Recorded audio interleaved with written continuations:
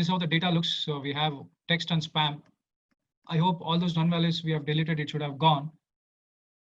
As you can see here, we have some duplicates. The stock, trading, gunslinger, fancy. I'll tell you why this is like this. It may not sound as normal English, but we'll discuss why it is like this. So we'll just save it.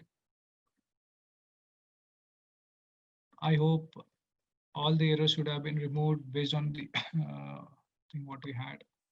So let us try to read it again.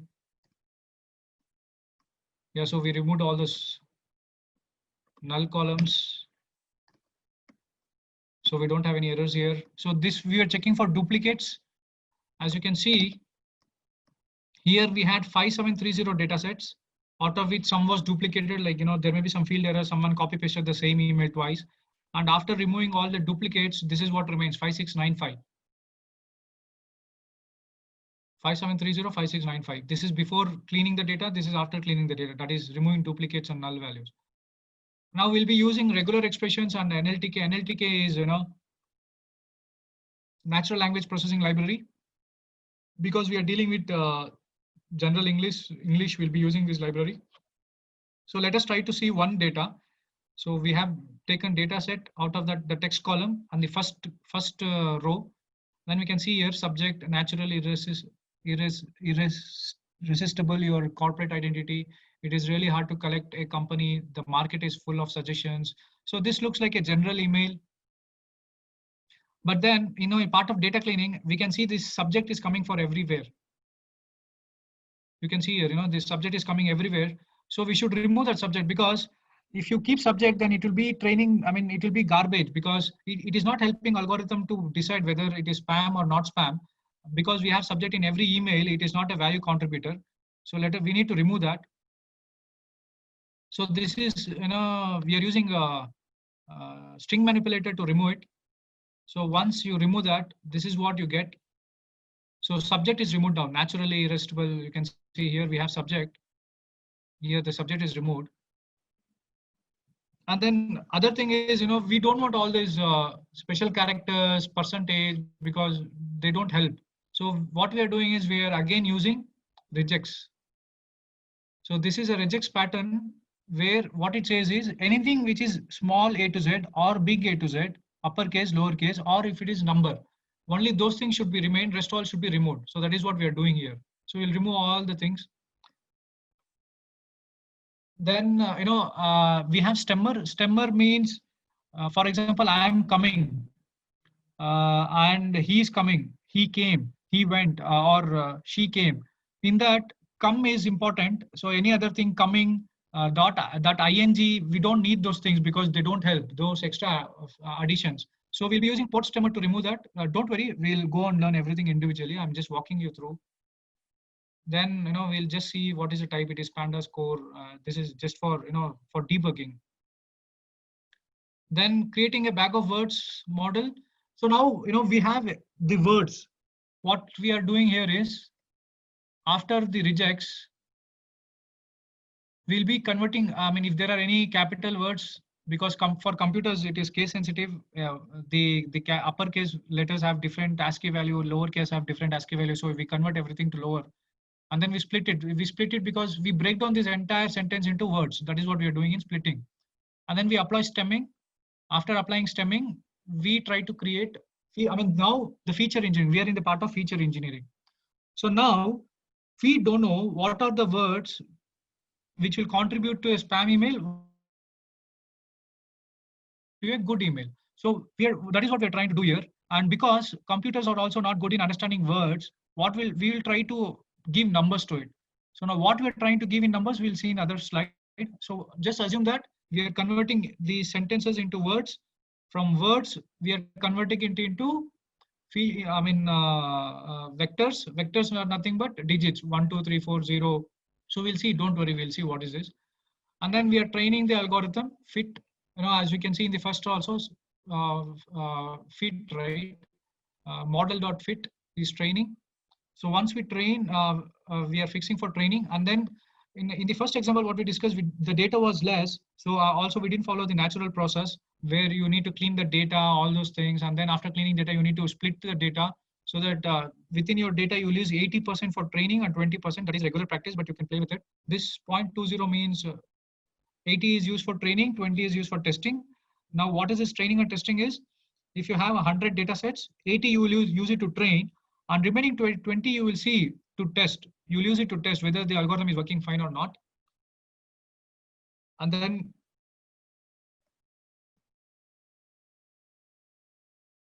so this is fit.transform for vectorizer. Once we do that, we will pick the, in the first example, we picked linear regression. That was our model. Here we'll be picking naive Bayes. Naive Bayes is an algorithm which normally uses probability technique that it will check for word. Now let us assume in a spam email, the words like offer, bonanza, early bird discount, such things will commonly appear. In a genuine email, it will be normal communication. So if you want to design an algorithm, or if you yourself want to predict manually, what you'll do is you'll find all those words and you'll weight those words. If these words like money, offer, etc. is involved in that mail, then probably it's a spam email. But if it is a genuine communication, then probably it's a good email. That is how you will decide. So what naive Bayes does is it will do the probability for all the words, good word, bad words. And whenever you put any new email, it will check for what and all words it has. And based on the words, it will calculate the total probability. And that total output of the total probability will be the classification. So that is how naive Bayes work. Let us not try to understand all these algorithm stuff that comes in statistics, but let us at least try to understand the application and how it works, what is the general process involved. Then prediction, we have predict. So in that, you can see here the data we change to X test, X train, X test, Y train, Y test, then we are splitting it. So we get 4 variables out of the data what we have, which 80% is used for training, 80% is used for the text column. Y train and Y test, this is the spam column. We had 2 columns, right? So Y train and Y test, we are also using this for testing and training and testing. And then once it is done, confusion matrix is one of the technique, to check how well it has learned. So we will not be learning confusion matrix. It is kind of, advanced thing where you will know what is true positive, true negative, false positive, false negative. So we'll not be covering that. Let us try to understand how algorithm worked. So here what I've done is I've just copy pasted five data sets and made a small thing.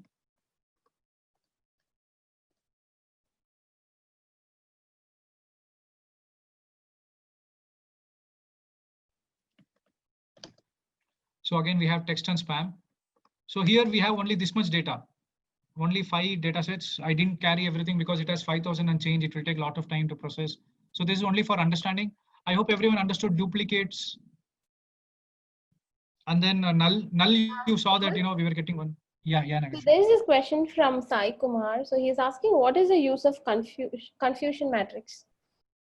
Okay, we'll get back to that at the later moment. I intentionally didn't want to train them because they need to understand first what is algorithm, how to train, how to test, and then it makes sense for them to understand what is confusion matrix. So at the end of this webinar, I'll tell it what it is. Okay then, thank you. Yeah. So this is duplicates, and this is null values. So as you in the last experiment, we saw that by deleting 2 columns, this became 0, 0, and duplicates will because. As you can see here also we have duplicates. The stock training, this 1 and 2 is duplicate, so we'll remove that. And after removing duplicates, what remains is only 3 data sets. It's again the same words. Now let us see eat data.text 0. This is, we have subject. Now we used string manipulation technique to remove subject. Here you see we don't have subject, and here we have this special characters and all. So let us also try to remove that. So now after that, we need to understand stemming. So these are all some of the libraries what we are using. Again, post to stemmer. So what this does is, see, coming, come, comer. So what it will do is this ing has no value for training. So it is going to convert it into the closest word. So even though I put come here, coming here, it has converted it to come. So all the special things which doesn't contribute for machine learning, this is all about data cleaning. The more attention we pay towards data cleaning or data modeling, the better the accuracy will be. So now stemming is this: we are trying to remove all these unnecessary ings, eves, which doesn't actually make any sense for computers. And then after that, we use tokenize or split. So this is about that. Then stop words. So what is stop word? Uh, Stop word means, which doesn't have any real value. Like it is just used for framing sentences. Uh, like he came by himself. Now himself is a stop word. This is again a collection of stop words. So himself doesn't make any contribution for email classification, whether it is spam or ham, that is good email. So we are after stemming, we'll remove all these unnecessary words which doesn't make any sense for email classification. So this is a collection of stop words. In case if you are now over a period of time when you are training some algorithm, if you get any new stop words, you can also include that here. So these are all some of the words which we feel that it is not that much necessary, that much important for email classification. So these stop words will be removed. Once we remove the stop words, like you can see here, the sentence is hello, how are you? How are you doing? So now we need to remove all the stop words there. What is error here? Words is not defined. Okay. See, hello, how? Hello, how are you? How are you doing? So all these things didn't matter to it. So we just removed all these stop words.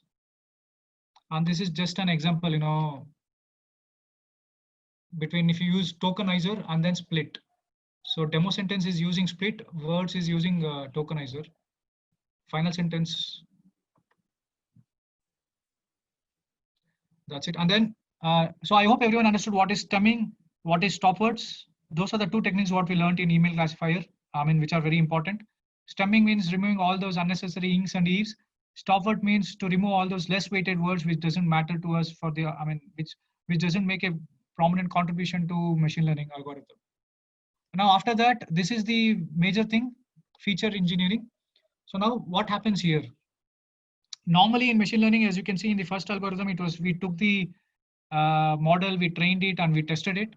But here, because we are working with data that is English, general English, we need to feature engineer it and we need to vectorize it. Vectorize is it converting it into numbers, array of numbers. So this is the module from sklearn feature extraction dot text import count vectorizer. Then we are assigning a variable to this function count vectorizer. So we are trying to fit the data what we have into the vectorizer first. So this is the sentence what we have. And then we try to fit it. Now let us try to get the feature names. So these are some of the words, like it just made a bag of words. Out of all the sentences, it just make a bag of words which are unique. Like for example, you can see how 2 times here, but you can see only once. So what it made is it just made a collection of all the words. And after making collection, what we're trying to do is we'll convert it into array. In such a case where, in such a way where, now in this example, we have 2 sentences. Hello, how are you? How are you doing? I want to know how are you feeling. So these are the 2 sentences what we have taken for understanding how count vectorizer or feature extraction works. Now we made the collection of words, that is bag of words. Okay. Now we try to apply that bag of words to the sentences. So what happens here is, hello, how are you? See, you can see hello, how are you? Here in this sentence, we have how 2 times. So in this array, this is 2.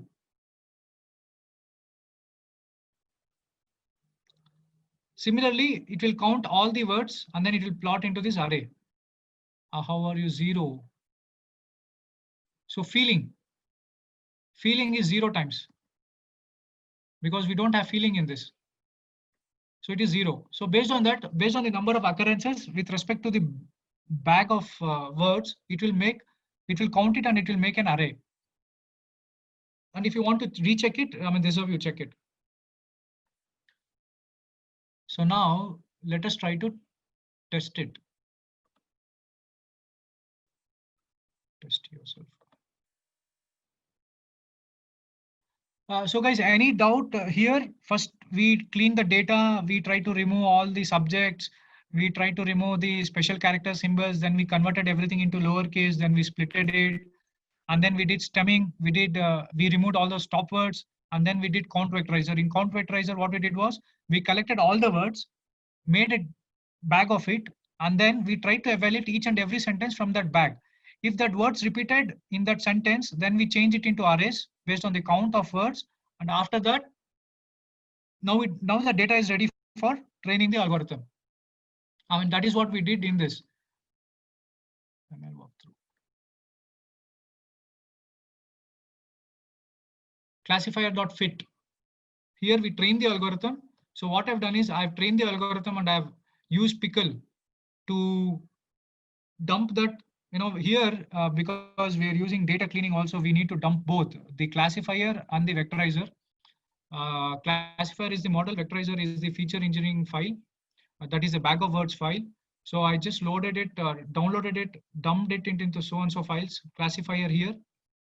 And then again, I loaded it to CF.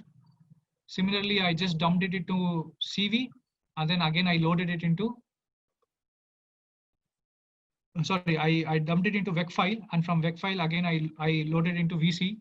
So in testing, we'll see how it works. So this is again, the same program, but I've just collected all those important things to process the individual data. Now we are not going to read the same file again, right? So it's a new file and we want to perform all those actions. For example, splitting, stemming, stop words, remove duplicates, all such things. I mean, in this, we will not have duplicates because we'll only be putting 1 or 2 entries to test. So after this, I mean, it is the same program. First, read the file and then remove the subjects, contain only uppercase, lowercase letters and numerical data. Other than that, all those special characters, remove it. Then stem it, stop it. And then now we have the data. So we'll be loading it. So we'll be loading the classifier and vectorizer. So pickle.load, pickle.load. Here it is the algorithm. Here it is the vectorizer. Once we load it, and this is to just check whether we have loaded it to variables. Once we checked, we want to predict. So this file is test11. So let us run for this file now. So if this is star mark, then it is running. So we need to wait for that.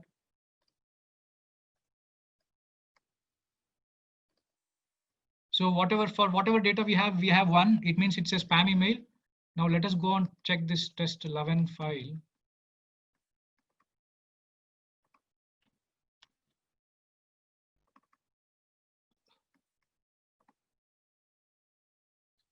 I hope everyone can see this Excel file.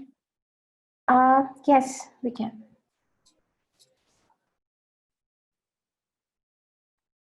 So now in this, I've just put some random thing, presenting offer, money, grab the offer quickly, urgently, only valid for today. So whatever I have seen in my spam emails. So now let us try to change it. Let us try to put some good email and see what it predicts.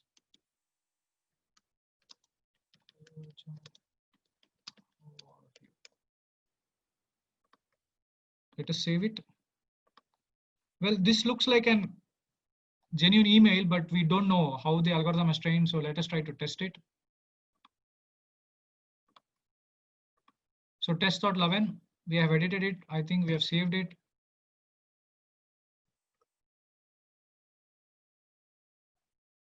So let us check what we have read. Hello, John. So this is the data what we have now. So we have loaded it. Now let us try to predict it. After doing all these things.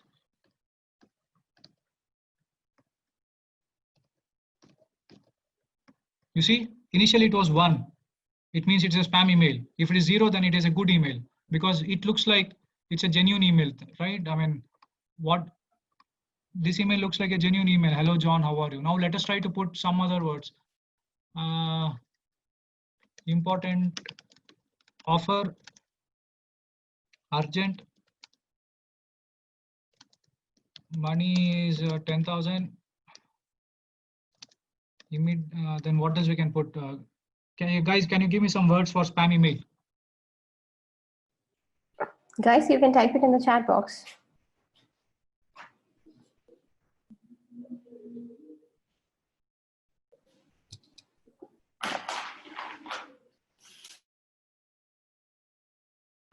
Guys, any suggestion? Okay, so let me try with this data, what we have put. Read it again, see what is the data. So it is 1. So did you see, guys? So we took a data, we cleaned the data, then we trained the algorithm. I mean, in feature engineering, we had an additional step called vectorizing. We do vectorizing because computers don't understand words in its original form. So we assigned numbers based on the weights. Then we trained the algorithm, we tested it, and now we also tested with our own custom data. We tested it with its own data and also with our own custom data. So now for those people, any doubts? I think we have come to the last part. I'll just explain you what is dimensionality reduction, and then what was the other doubt? Confusion matrix. Yeah. Guys, if you don't have any types doubts, can you just type it in the chat box? Or if no, can you just type no in the chat box again?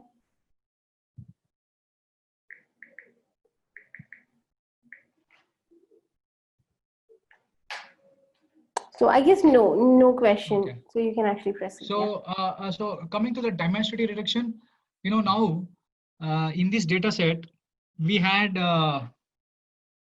spam. We had one column text, we had one column spam. So let us assume we have another 2 columns. In that columns we had the time at which the email came up, and then probably the sender also, from which IP address. So we had all this data. Now, coming back to our original problem solving, we need to classify whether it is spam or ham. So how do you think that the time of arrival of any email matters to decide whether it is spam or ham? It doesn't matter, right? Spam emails can come anytime. But in the data set, if you have that also, the timestamp also, it's of no use. So what you'll try to do, you will try to remove it. And again, putting unnecessary data and trying to, train an algorithm will confuse the algorithm. So we need to put only what is actually required. So now removing this timestamp data is what is dimensionality reduction. So dimensionality reduction means removing all those random variables which is not in use for the current problem solving, the current business understanding. So that is dimensionality reduction, removing unnecessary columns of data which doesn't impact the solution. So that is dimensionality reduction. Now coming to confusion matrix. So confusion matrix is a way where we learn how to finally we need some metric, right, to check how algorithm is performing. So confusion matrix is one of the metric where we will check, like normally in confusion matrix it's a table, it's a 2x2 table where we will have let me just put some image, where we will have values against actual and predicted. I think this should be okay. So guys, you can see this image, right? Yes, we can. Yeah. So in confusion matrix, it is always against the predicted values and actual values, where we have 4 terms: true positive, false negative, true negative. Hello? Yeah. Yeah, the poll pop up. Okay. Yeah. In any case, so if it is true positive, means it was actually a genuine email and it was a good email, and the algorithm also predicted it as good email. So that is true positive. False positive is it is positive but false. So it's not a genuine email, but it has termed it as positive. So that is false positive. Similarly, for false negative and true negative, it is a spam email, but it has told it as, it has arrived it as positive. Even though it is a spam email, it is the algorithm is predicting it as a good email. And true negative is it is a good email, but it is predicting it as spam email. This takes some time to understand, guys. What you want to understand is the predicted values, the actual values. Out of that 100 data sets, we use 80 for training, 20 for testing. And in that 20 testing, these were the actual values, these were the predicted values. So if predicted values and actual values match, then that is true positive. That is, actually also it was a good email, and the algorithm also predicted it as good email. The output of the confusion matrix will be in such a way that out of 20 emails tested, 15 were good emails, and the prediction was 14. So there was one error. Out of 15 good emails, it predicted 14 as good and 1 as bad. And out of 5 bad emails, it predicted 1 as good emails and 4 as bad emails. So that is how the output of confusion matrix will look. It is basically a plot against the predicted values and the actual values. Actual values is what we have in the data set. Predicted values is what we predicted after training the algorithm. I hope this answers your question. Hey, I think yes. Yeah. Okay, I mean, it takes some time. It's not for you to understand. You need to work with smaller examples and then understand. It's okay, but I was not having any intention to explain this, but it's okay because someone specifically asked it. So guys, that's it from me. Any questions, or how do you feel? You feel confused, or how is it? How machine learning is it good? It's good, right? In matter of 15 minutes. If we didn't do all the explanation, we can run a program in matter of 15 minutes, train an algorithm, and then predict whether it is a good email or bad email. Real case scenario.